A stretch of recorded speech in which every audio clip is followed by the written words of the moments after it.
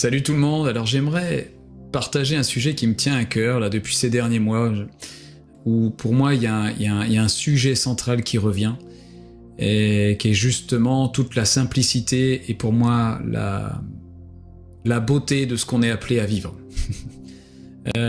Thérèse d'Avila aura écrit « Il ne s'agit pas de penser beaucoup, mais d'aimer beaucoup ». Donc ce que Thérèse veut dire par là, c'est que notre relation en Dieu, notre relation avec les autres, n'est pas tant de penser et de réfléchir beaucoup, de pouvoir développer une acuité de réflexion particulière ou d'avoir cette capacité de comprendre et de disséquer les choses, mais plutôt de faire déborder de notre cœur l'amour, cette notion d'union, pas simplement comme quelque chose qui reste dans la tête, mais comme une expérience réelle, comme une expérience sincère, de réaliser que Dieu est autant dans l'autre qu'en nous, et de pouvoir apprendre à nager dans ces fleuves de l'amour d'une certaine manière. Et c'est qu'à le dire, c'est pas toujours un fleuve tranquille, c'est pas toujours quelque chose de simple, il y a une notion de choix clairement, le choix d'aimer, le choix d'accueillir, le choix d'ouvrir, le choix de pardonner. Et ça, c'est pas des sujets si simples. Là, c'est pas de la théologie, c'est de la vie pratique. La base, en fait, de ce que Jésus nous demande. Aussi simple que ça. Et j'aime beaucoup ce que dit Thérèse d'Avila parce que ça m'a fait penser énormément à deux expériences de Mimi. La première de Simone Dron, une Française d'un certain âge maintenant, qui a vécu une expérience de EMI il y a plusieurs décennies, quand elle était encore jeune. Et sans raconter son témoignage que vous pouvez trouver facilement sur YouTube, de Simone Dron, D-R-O-N, à la fin, en tout cas pendant cette expérience de EMI, elle rencontre un certain nombre de personnes. Et à un moment, elle est face à face avec un être qui, comme elle dirait, résume tout l'univers en lui. Et cet être-là lui dit « As-tu appris à aimer ?» La question est simple. As-tu appris à aimer ? Et ça m'a fait penser à une autre expérience de EMI que j'ai entendue il y a quelques années d'un prophète américain, Bob Jones, qui est mort en 2014. Alors, je dis pas que je suis derrière tout ce qu'il a fait dans son ministère ou quoi, mais cet homme-là, qui est mort, il me semble, 2 fois et qui est revenu ensuite, la dernière fois qu'il a vécu cette EMI, Jésus lui a posé cette même question. As-tu appris à aimer ? Et je crois que ça peut nous faire réfléchir en toute simplicité, et la question, je vous assure que je me la pose à moi-même en premier, de pouvoir, avec humilité et simplicité et honnêteté envers soi-même, pouvoir dire, est-ce que j'ai appris à aimer ? Ou est-ce que j'apprends à aimer ? Et ce que j'aime beaucoup dans ces questions que Jésus a posées, ces 2 témoignages-là, et de la manière dont Thérèse d'Avila, elle l'exprime, c'est que Jésus n'a pas posé la question « As-tu bien cru ?» ou « As-tu cru correctement ?» ou « As-tu assez cru ?» d'ailleurs. Dans le sens « As-tu assez fait confiance ?» ou « As-tu correctement fait confiance ?» ou justement « Connais-tu la bonne théologie ?» ou « Crois-tu de la bonne manière ?» mais plutôt « As-tu appris à aimer ?» Et bien sûr, ça nous rappelle les paroles de Jésus qui dit « Mais quand vous avez visité... ceux qui étaient en prison, c'est moi que vous avez visité. Quand vous avez donné un verre d'eau à ceux qui en avaient besoin, c'est à moi que vous avez donné un verre d'eau. » Donc, cette notion où Jésus se reconnaît dans tous, où Dieu est présent en tous, où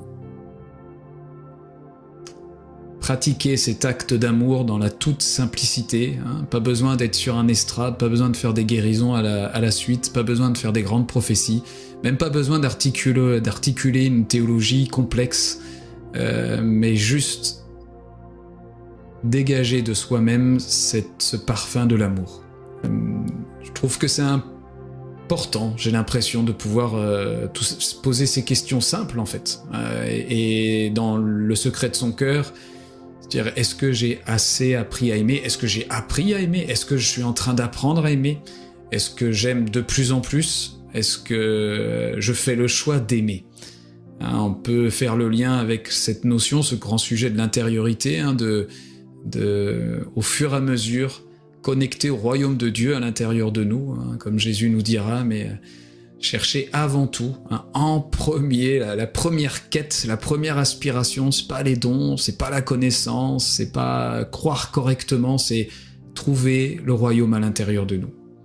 Parce que le royaume de Dieu, c'est ni plus ni moins la source de cette vie jaillissante de notre sein, ces fleuves d'eau vive, de l'amour qui se met en action.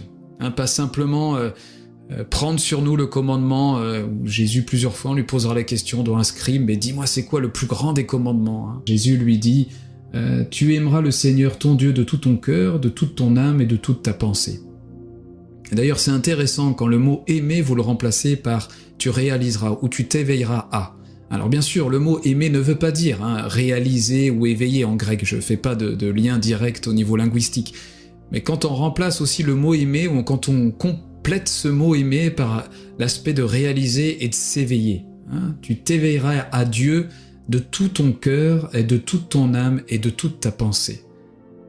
C'est tout l'aspect où tout notre être participe à l'éveil de Dieu en nous. Bref, pour continuer, il continue, Jésus, c'est le premier et le plus grand commandement.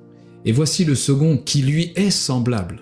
C'est important, voici le second qui lui est semblable. C'est-à-dire que Jésus est en train de dire que lorsqu'il dit d'aimer Dieu, le Seigneur de tout notre cœur, de toute notre pensée, de toute notre force, c'est exactement la même chose à tu aimeras, puisqu'il continue ainsi, tu aimeras ton prochain comme toi-même.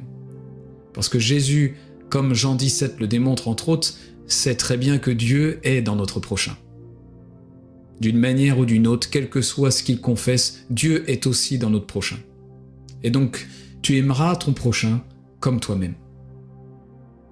Parce que toi-même auras réalisé que Dieu est en toi, que la présence de Dieu est en toi, que tu fais un avec lui, que tu es le temple de Dieu. Et de la même manière, ton prochain est le temple de Dieu, qu'il le sache ou non. Et il finit en disant, de ces deux commandements dépendent toute la loi et les prophètes. Matthieu 22, du verset 36 au verset 40.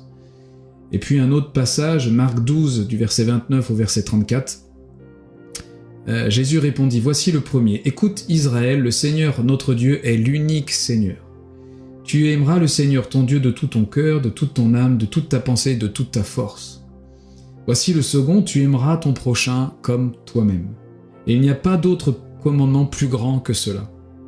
Le scribe lui dit, bien maître, tu as dit avec vérité que Dieu est unique et qu'il n'y en a point d'autre que lui, et que de l'aimer de tout son cœur, de toute sa pensée, de toute son âme et de toute sa force, et aimer son prochain comme soi-même, c'est plus que tous les holocaustes et tous les sacrifices.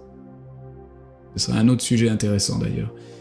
Ensuite, il continue, Jésus, voyant qu'il avait répondu avec intelligence, ça veut dire que le scribe avait bien répondu, avec intelligence, lui dit, tu n'es pas loin du royaume de Dieu. Et personne n'osa plus lui proposer de questions. C'est intéressant parce que les deux passages que je vous cite, Jésus est assez simple dans sa théologie d'une certaine manière. Il est en train de dire que, et comme d'ailleurs dans les épîtres de Jean il le répétera aussi, et Jacques aussi, le nouveau commandement qui est l'ancien commandement, c'est tu aimeras ton Dieu de tout ton corps, de toute ta pensée, de toute ton âme, de tout ton être, et tu aimeras ton prochain comme toi-même.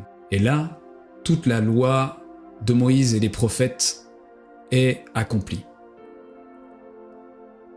C'est la simplicité de l'approche de Jésus concernant, d'une certaine manière, ce qu'il nous demande. Et c'est le point que je vais insister, c'est cette notion d'honnêteté avec soi-même. Et c'est franchement pas facile, ça nous permet de mesurer quel est vraiment le fruit qu'on porte. Et le seul fruit qui est bon à juger envers soi-même, c'est celui de l'amour. Et c'est pas se juger pour se culpabiliser, c'est pas se juger pour se condamner, c'est apprendre à s'éprouver pour savoir où on en est, et surtout savoir si on se séduit pas soi-même. Et je pense que dans le sujet de l'intériorité, le sujet de cette quête et de saisir ce royaume de Dieu au-dedans de nous-mêmes, c'est un sujet super important. Peut-être que ça correspond déjà là au cheminement des uns et des autres là qui écoutent cette vidéo-là, et je trouve ça excellent. C'est on peut se leurrer avec la connaissance. En fait, c'est l'un des gros leurres de notre génération, hein, c'est que là, tout comme vous arrivez sur cette chaîne-là, peut-être après 100 chaînes avant, ou pas, hein. Mais je veux dire, on a tellement une accumulation d'informations qui peuvent être de la très très bonne information, puis certaines de la moins bonne information, c'est sûr, que forcément la connaissance s'accumule. Mais est-ce que le fruit de l'amour se concrétise? C'est une question qu'il faut absolument se poser. Et cette question-là, elle est pas simple. Elle peut faire mal, mais je répète, le but n'est pas la culpabilisation, parce que ce n'est jamais l'œuvre de l'esprit, c'est jamais l'œuvre de Dieu en nous. Je répète ça. Cette conscience intuitive de Dieu en l'autre, quel que soit le comportement de l'autre, c'est le fruit de l'amour. Et pour moi, c'est pour ça que Jésus fait clairement le lien, et dit d'ailleurs que les deux sont similaires, que les deux sont semblables entre aimer Dieu de tout son cœur, de toute son âme, de toute sa pensée, de toute sa force, et de manière similaire, de manière semblable, aimer son prochain comme soi-même.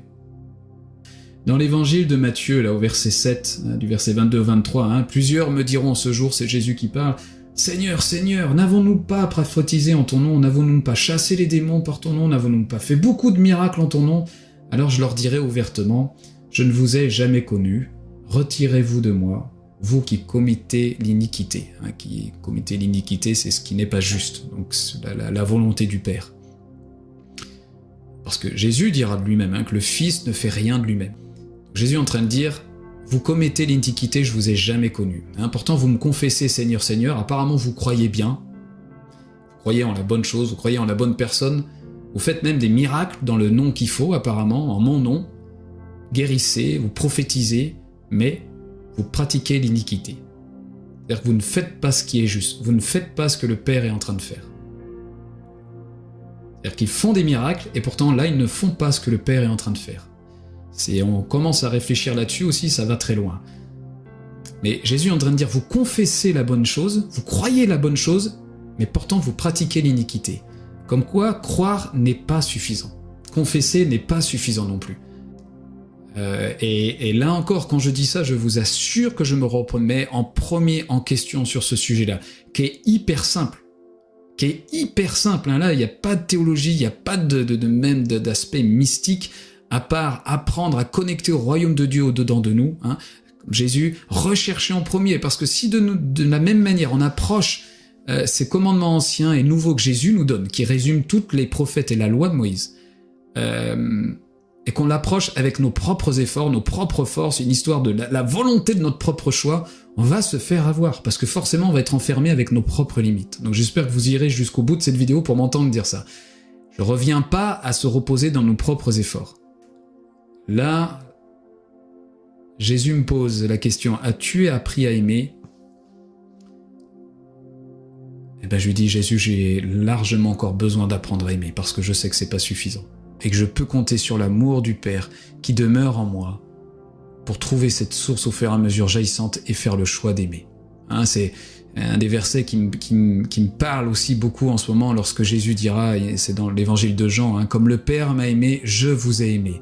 Demeurez dans mon amour. Jusque-là, c'est très beau. C'est vrai, c'est très beau. Comme le Père m'a aimé, je vous ai aimé, demeurez dans mon amour. Mais Jésus continue juste après. Et vous demeurez dans mon amour en obéissant, en pratiquant ce que je vous dis. Et il continue.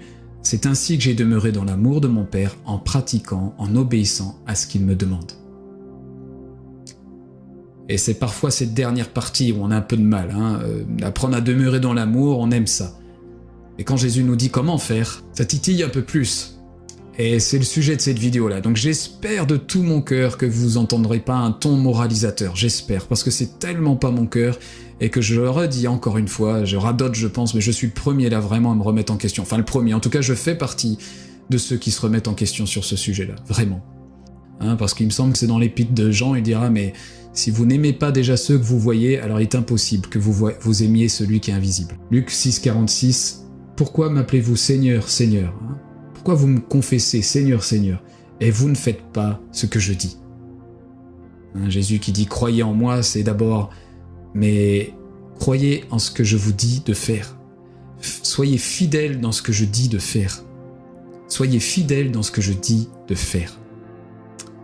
Et c'est le point. Hein, ce commandement simple d'aimer Dieu de tout son être, d'apprendre à puiser de son amour inconditionnel au Père qui demeure en nous.